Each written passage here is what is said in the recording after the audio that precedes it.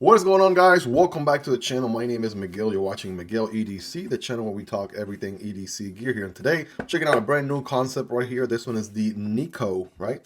It's a Marco Nice design, rose gold coated D2 twin carbon fiber G10, 3.54 inches on the blade. And of course, this one will be linked down below if you guys want to check out prices, availability, and variants. So we are talking about a fixed blade here. We got the sheath. We'll come back to that in a moment there. We got the wiping cloth. And we've got the knife right there and some concept paperwork, silica gel, right, the works. But let's see what the Niko is all about. Let's see here. Let's take a look. Bada bing, bada boom. All right. Already looking pretty epic there. And I think it's just one of those sealed ones. Well, no, it's just got a little bit of tape right there. Slide this guy out very carefully. We do have a little tip there, right? Protection. Take that off. And right away, let me get this thing a quick wipe here so you guys can take it all in here in its full glory. All right. So what are we looking at, ladies and gentlemen? Check out the Niko right here. Holy macaroni. Now, first impressions, that is a very interesting blade to say the least, right? Kind of goes down and kind of goes up a little bit in a kind of like a nest muck style in a way. Kind of a little bit of a, definitely got the drop here, but then a little bit of a Persian nest muck and then clip point. I don't know. Get the blade police out here. Someone in the comments give me the correct classification for this blade, please. Anyways, yeah, definitely a very interesting take. It is a flat grind, and we did say it is D2 steel. I'm sure there are other, perhaps, steels available. I'll have this one linked down below so you guys can check out all the different variants. But it looks like we have carbon fiber for the scales here. This is interesting. TA hardware on both sides. Obviously it's a full tang construction, and it's interesting how the scales are a little bit smaller than the actual tang itself. So you still see quite a bit, like a 1/10 of an inch, right, on each side of the actual tang of the blade in the handle portion. And of course, we got this ring back here, right? Got this very interesting sort of pinky ring, I want to say. Sometimes you could be doing some work with your knife and you necessarily want to, whoops. Yeah, that absolutely stabbed my background right there. That's going to be permanent. I got to do something about that. Anyways, what I meant to say, sometimes you're doing something with your knife and then maybe you want to drop the knife and then do something else with your hands. Your hands are still available and you're holding onto the knife with your pinky, and then immediately just want to, you can swing it back around, right? And you can still keep working with your knife, right? And then drop it again, right? Keep doing some work with your hands. Same deal, back and forth. So that's one of the perks of having that pinky ring back there. So, and honestly, ergonomically speaking, it feels pretty good. I want to say the thumb definitely lands perfectly right there on the curvature that we have going on here. So that's nice. And honestly, I mean, for slicing and dicing, tabletop cutting with this guy, I mean, you definitely got a lot of potential right there, to say the least. Very strong, robust construction with the full tang and everything. Yeah, that is absolutely something for sure as far as the design goes. Let me go ahead and give you all some measurements here. Here's that damage that we did right there. Well, here we go. Right, overall length on this bad boy here, 7¼ inches. The blade is technically 3.5 with a cutting path of 3.5. Yep, on the dot. Well, the box says a tad bit more. It says 3.54 inches, but yeah, definitely in that vicinity. And the handle, including where the carbon fiber starts and where the pinky ring ends, is 3.75, right? Those are your measurements there. While we're here, we're going to get a quick blade stock thickness. This is a thick boy right here. Thickness coming in at 0.17, with the average in the channel being 0.12. And the thickness on the handle is pretty on par with the average of 0.5 or ½ inch in the channel. This one coming in at 0.49, just a hair under.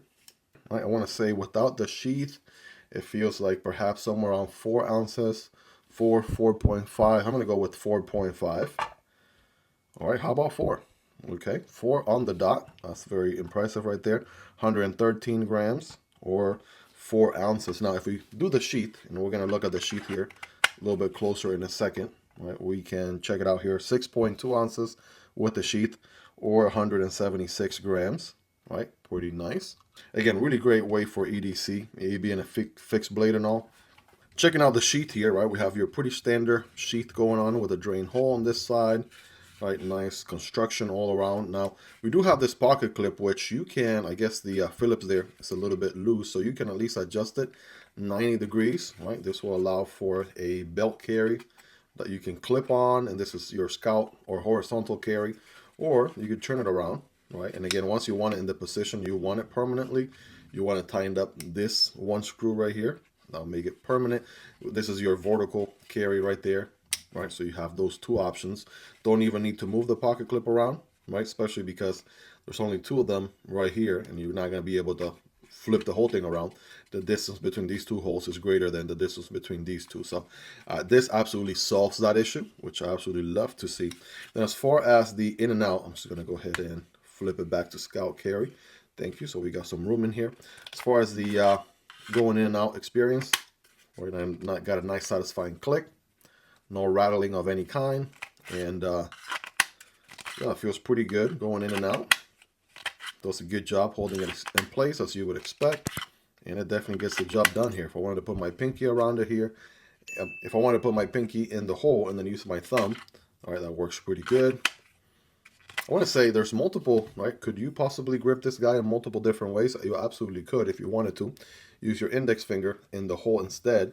Next thing you know, you got your Friday night gas station fighting grip, right? It's the only two grips is the Picot grip. It's not going to be all that comfortable because it's not really designed for that. The reverse grip like this also feels a little bit odd.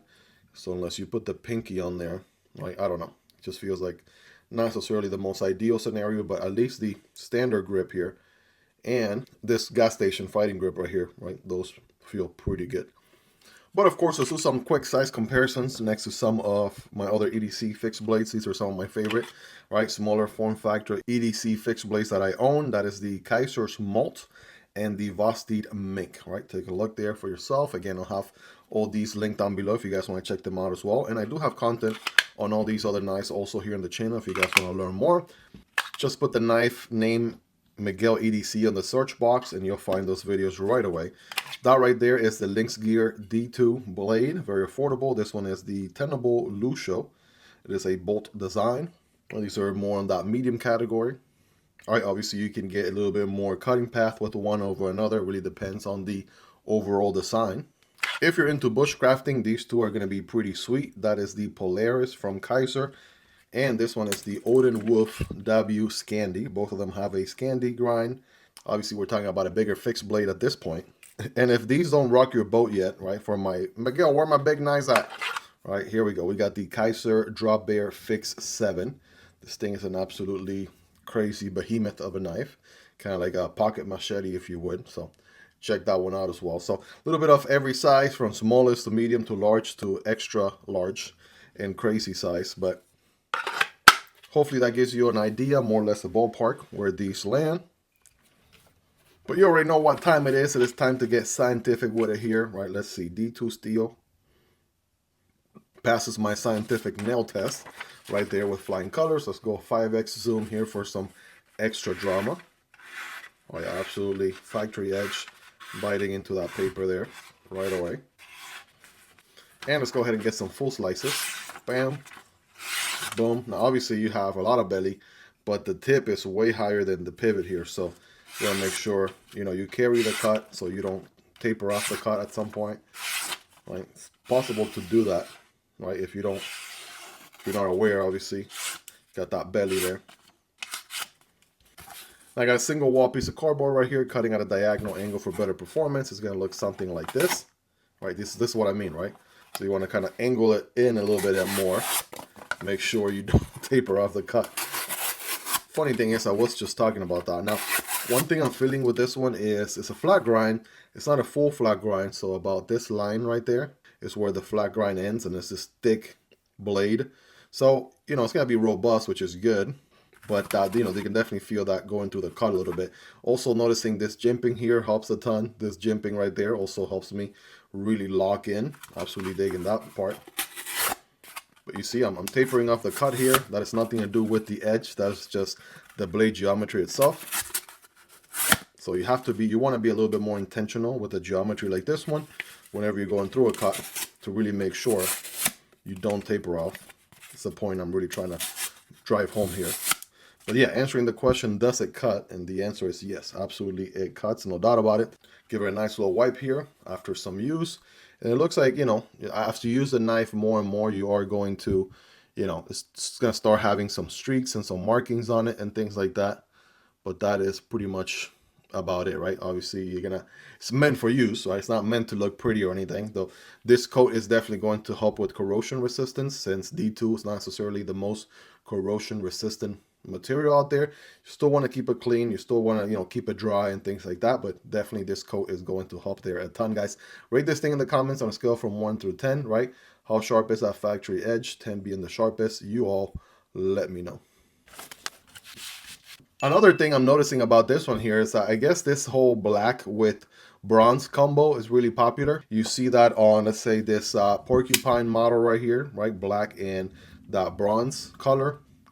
Here's the new Olitans model, which you probably have already seen here in the channel as well, rocking that black and bronze look. So I'm assuming that's typically a popular color combo. People go for it. So you can see at least 3 different brands, right? Including that as one of the variations on 3 different, completely different models. So that's pretty neat to see. So guys, you all let me know your thoughts on this one, right? What do you guys like about it? What do you love about it? Let me know. We'd love to hear your thoughts in the comments. Definitely check those links. It does help out the channel when you use those links, but that's entirely up to you and at 0 extra cost. Hope you guys really enjoyed this one. If you made it to the end, you're the real MVP. Hope you guys have a wonderful rest of your day. Take care, and I'll see you on the next one, either this one or this one. Peace.